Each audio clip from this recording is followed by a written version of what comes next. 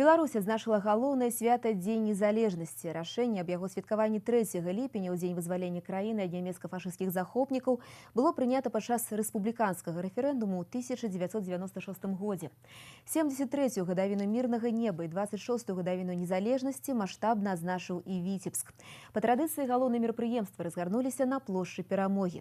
Падрабязнасці ў Віктара Праліча. Нягледзячы на тое, што ранішняе неба над Віцебскам было пахмурным, для жыхароў і гасцей горада гэта не стала перашкодай сустрэць свята ў сэрцы абласнога цэнтра. Сярод тых, хто прыйшоў гэты дзень на плошчу, і ветэран Фёдор Піліпавіч Сапраненка. Падчас вайны ён ваяваў у партызанскім атрадзе і сёння як ніхто ведае, што значыць незалежнасць.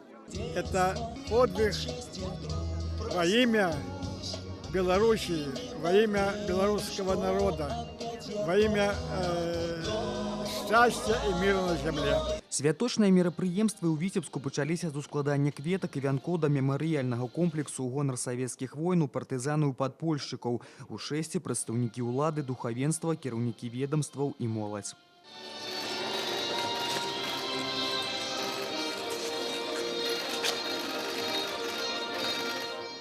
Афіцыйную частку свята працягнуў мітынг і тэатралізаванае шэсце. Яно прайшло пад знакам галоўных юбілеяў гэтага года. 135-годдзе з дня нараджэння беларускага песняра Янкі Купалы, 130-годдзе вядомага ва ўсім свеце ўраджэнца Віцебска Марка Шагала, 500-годдзе беларускага кнігадрукарства. У шэсце прынялі ўдзел прадстаўнікі прадпрыемстваў Віцебска. Не забыліся і пра тых, хто стаяў ля вытоку нашай незалежнасці і дзяржаўнасці, да помніка знакамітаму дзеячу, герою Савецкага Саюза, герою сацыялістычнай працы Пятру Машэраву ляглі вянкі і кветкі ад улады і грамадскасці.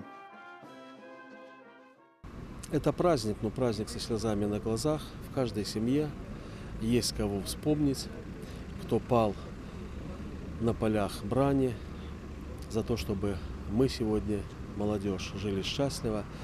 Ну, а для меня, конечно, этот День независимости, прежде всего, как долг перед нашими дедами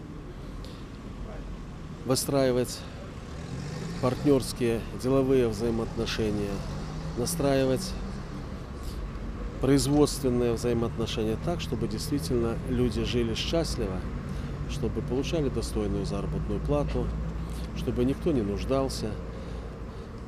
Вот это, наверное, долг сегодня людей мирного времени. Дзень незалежнасці свята народнае. У Віцебску гулянні разгарнуліся адразу на некалькіх пляцоўках, асноўныя ў парку пераможцаў і на плошчы Перамогі.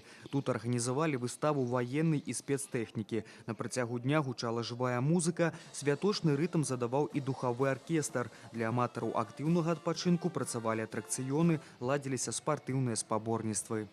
Быть независимым – это вот так вот гулять с ребенком под мирным небом и радоваться солнышку, радоваться тому, что мы есть друг у друга. Праздник большой. Мы всегда отмечали этот праздник. У нас у дочери день рождения сегодня. Поэтому у нас двойной праздник. Пришли гулять и очень довольны. Святкаванне Дня незалежнасці ў Віцебску завяршылася бліжэй да апоўначы. На працягу 2 гадзін на плошчы ішоў канцэрт «За моцную квітнеючую Беларусь», пасля чаго сотні гараджан падхапілі акцыю «Праспяваем гімн разам».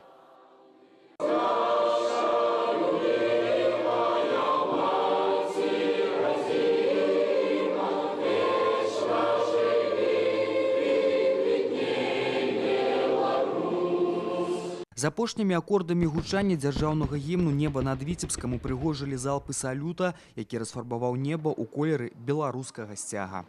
Віктар Праліч, Олег Чарняк і Леонід Табола. Навіны Віцебск.